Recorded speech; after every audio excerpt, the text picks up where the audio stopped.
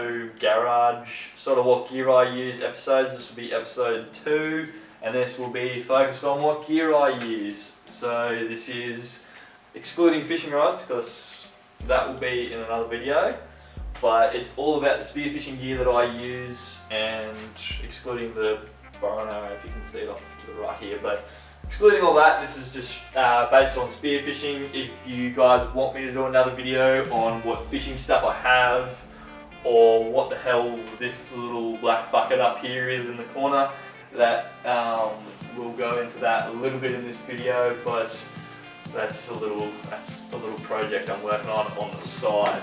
But righto, so I suppose we just go from left to right here. So on the far left, we'll just go straight away with gear. On the far left here we have a, this is my original mask and snorkel set by Mahrez from, this is a BCS special, but if my brother or someone like that is looking for a mask and snorkel, this is just basically a single piece, single lens mask with 2 flippers in it, and great mask for anyone who just wants to have a bit of a snorkel around, a bit of a cruise. Alright, moving around the garage, we have here, I'm going to grab one fin out. We have first fin of the day. These are the Oma Stingrays. These are a 9 to 10 mil foot pocket, so 9 to 10 for the foot pocket size. And I'm actually trying to sell these at the moment to anyone who's interested.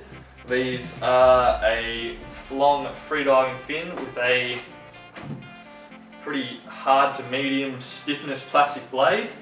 And the only reason I'm selling these is not because they're like these have got a fair bit of wear and tear on them, as you can see from the old barnacles. They really take a number on you if you're not watching, as we saw from my last video. But I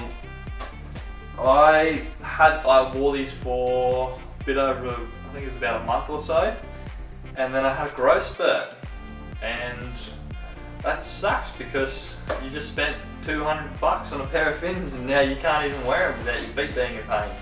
So yeah, if you want a set of fins, make sure to leave a comment below. And if you're a foot pocket between 9 and 10, yeah, let me know. I've got some fins here that you might be interested in. So we'll go top to bottom, hey? Left to right, top to bottom. We've got the socks that I use. These are the Rob Allen 3mm socks. The pros of these socks, we'll just do pros and cons of everything, I suppose. So the pros of these are they are really, really warm. They're really well made. The massive pro of these is, you might be able to see it there in the light. You'll see that the top here on the toe is different neoprene to the actual sock itself. So the real smart people there at Rob Allen have made sure they made the anywhere where there's major wear and tear on the socks, they've made it out of a different material compared to the traditional socks that you may buy. But I walk over rocks with these, which I know is not really frowned upon, and because sometimes you just get way too excited, you just rip all your stuff on, just start running down the rocks or whatever. And the only wear and tear on them I have is a little hole there and a little one there, and these have been going, I think, for a bit over a year now. They still keep my feet warm. As a matter of fact, to show you how good they are, I'm going to wear them this whole video because my feet are cold. As you can probably tell, it's winter.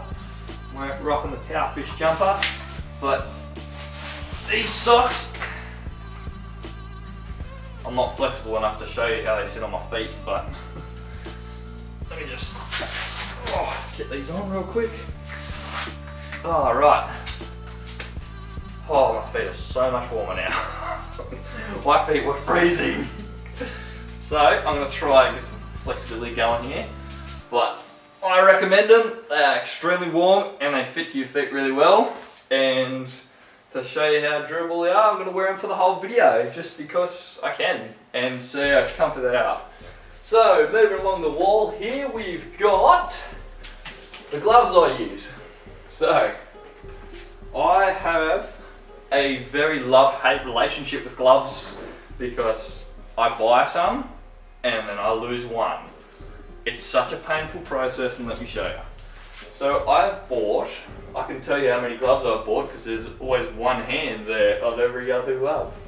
So I bought about, this is my fourth pair of gloves.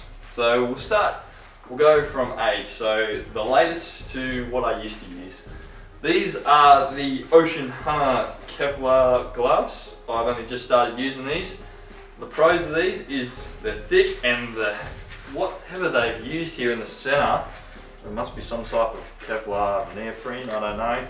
It is really strong, like haven't copped any fish spikes or can't feel anything like that. Cray spikes, I can't feel any of that. And all the seams are got, like, I only know with surf wetsuits, they call it techno butter. It's like a really sort of like silicone, it's like a mix between silicone and neoprene.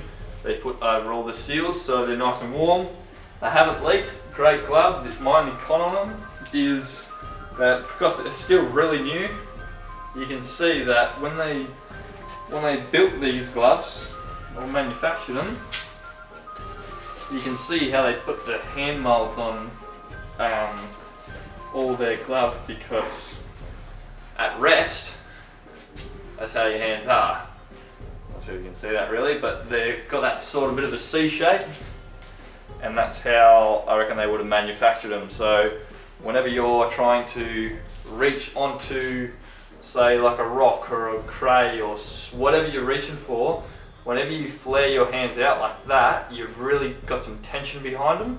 So they always want to snap back to like that position. And I'm not sure it's just because they're new, but I'm trying that out, and I'll 100% let you know my thoughts in some later videos. But stay tuned, that is what I use for the gloves for the time being. And the wetsuits. Righto, on the topic of gloves, these are the ones I currently use. Going into the ones, we'll just go, like I said, we'll go the oldest last. So, these were the second latest. The second of the latest. Yeah, that's in the right way. These are Hammerhead Dyneema gloves. Straighten out your bundle. My pros on these, they are really flexible. You got no neoprene. That's just because they're just like a scratchy material. They're not actually neoprene themselves. And my cons on them is that when I went to grab that cray that you saw in the intro, the cray spikes went straight through these, and they wore out relatively quick, and they really didn't give me the flexibility that I wanted. So those ones, they're good, but yeah, I'm a bit half-half on them. I'm sort of deliberating. Now we go to the second to last pair that I owned. So third to last pair that I owned were one's lost and one's in the front of the jet ski. Just hold that thought. One is in front of the jet ski here. I mean, you still own them. Oh yeah, good guy. Here he is. I do, but yeah. I was going to re-get some gloves for these ones. Fuck it. Righto. So, second to last gloves that third to last is these ones. These are the Adreno Tuna, I think they're called the Tuna Professionals or something. As you can see, they look really new. That's because they are. Because I lost them when I grabbed the kingfish overboard when I was fishing with one of my mates. I was like, oh, I've got my dive gear here, just grab a glove, grab it by the tail, and I think it went flying off the back of the boat as we were coming in. But anyway, these gloves, they feel awesome. Like they look very similar to what I'm currently using, but the holes on them, after very short use, you got holes in the finger the middle finger and the thumb there. But other than that, I remember these are what's in the jet ski at the moment. But I remember these gloves as being super comfy. Okay. Yeah, super comfy.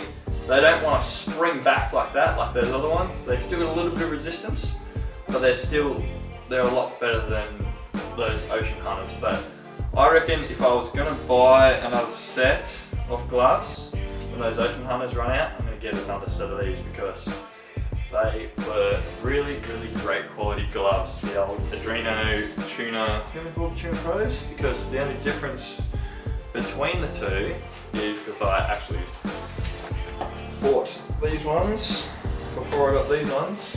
These are what I had, really comfy. I'm actually 100% definitely going to get a set of these because wearing them now, I'm like, wow, these are comfy and they feel great. They feel good in the hands. They sit right down to it.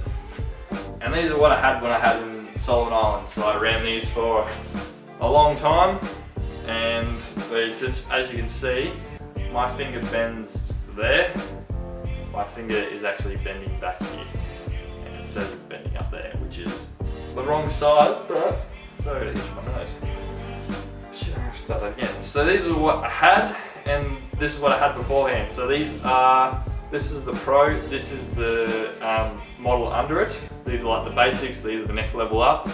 100% if you're gonna go between these two, go this one, way better than the basics. I wore a hole, as you can see, pretty much all the fingers have got holes in them, and these ones are a lot thinner neoprene. I feel like the quality of them is just not as good as these ones. So if you're going to get some, actually, these, I'm going to put all these gloves into a first for last, same way that I did in the spear guns in episode 1. I'll probably rate them all that same way, but 100% these ones are good. These ones, the basic model, good to get started with as long as you get the right size. But yeah, not as good as I would say some other gloves that are out there. Not knocking Adreno, by the way, it's just you pay for what you get. So, moving on to the last and oldest glove that I own. This one, we're talking about back from the dinosaurs, which is, my dad's probably going to kill me for this, but this was, I think, what he originally used back in the day. The original ambidextrous, whatever you want to call them, Cray gloves. They are made of wool, I think, and a bit of like rubber in the middle, or silicone, I don't know, but hey, stands the test of time. They're still great. They're still really, really fluffy. Like, yeah, probably shouldn't use the word fluffy, but yeah. So yeah, these are great for, I don't know, they've been outdated nowadays. You don't really see wool gloves that commonly anymore. So what I was saying before, these are all the gloves I have. If I was going to put them into first to last, we'll go last, so we'll go from last place to first place. Last place has obviously got to be not these as a major turn of events. Last place, I'm going to, actually no, last place, yes. It's going to be the wool ones. No one uses them anymore, they're outdated, but they still get the job done if you are really stuck between a rock and a hard place. Second last has got to be the Hammerheads. I'm not knocking any of these brands, it just wasn't the right glove for me. But they're still a great quality glove. It's just, yeah, it didn't fit me as well as I wanted it to.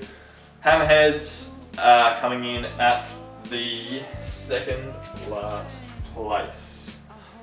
So now we've just got the top 3, the podium specials. So coming in at number 3 is going to be the Adreno basic model of glove that they sell all the time. These gloves are popular, heaps of people use them, great to get into the sport with. If you are looking for spearfishing gear that you just really like, you know, you're just starting to get a feel for it, or you just really want to do it, you've gone and grabbed yourself a gun and you're still in like how I went from a surf weddy and a spear gun and that mask and snorkel set to eventually working my way up to having long fins and a neoprene wetsuit that's open cell and all this other fancier stuff. But if you're getting into the sport, all you need surf weddy, spear gun and a set of gloves is crucial. 100%. First thing you do, once you buy a gun, get a good quality mask, get a good quality gloves, and make sure you got some fins that will work for all the conditions that you want them to work in. But gloves, 100% is up there with that, as well as getting a good quality knife, but we'll cover that soon. So they're coming in at number 3, the Adreno basic gloves. Number 2 and number 1, the finalist is between the Ocean Hunter, I don't know what brand they are, so what model they are in particular. No idea. But between the Ocean Hunter and the Adreno. First place has got to be the Adreno. The Ocean Hunters are good, they feel good, but tell you what, having that glove back on my hand after a couple of years, it's got to be that these ones are just moulded too tight. Even if they loosen up over time, we'll just see how they go. But as it stands, these ones, second place, great glove, but yeah, a lot of protection. But this one, number one for sure. So, moving onwards and upwards. Not really too far up, but next we have, the Rob Allen rubber, the open cell neoprene. That means that if you try to get into this wetsuit in dry skin, it will rip, tear, and fight you to the bitter end because it is just way too sticky and you can't put it on like you can't put it on and it will just, yeah, it doesn't work. So what you need to do to get in a wetsuit like this is actually, you gotta get wet. You either got to use some type of lubricant. So my go-to lubricants in the winter time when the water's freezing. You don't want to just jump in the water and get wet into your wetsuit. I use either baby conditioner. You just put it with a bit of water. I just do like 70-30 sort of thing, ratio to mix, and you just shake it up. Or something that I've got recently that I'm just trying out is the slippy stuff. It's, from what they're telling me, it is like talcum powder, like baby powder. You unscrew it. As you can see, it's a white. Whoa, too close. You probably can't see it, but it's a white powder, and I'll see if you can. Whoa. I'm not sure if you can see that coming off, but yeah, it's really fine powder. Apparently, if you mix that with water and there you go, 150 grams makes 16 plus litres, enough for up to 150 dives. There you go, Rob Allen coming at ya with some facts, but that, I haven't used that yet. Coming into winter time where I live, as you can see in the garage with the jumper on, this will be great to try it out, and I'll let you know how the slippy goes, see if it's good lubricant or not. But that is what I use for a wetsuit. Great quality, and it's been holding on for 3 years now. I'm pretty sure, 2 or 3 years.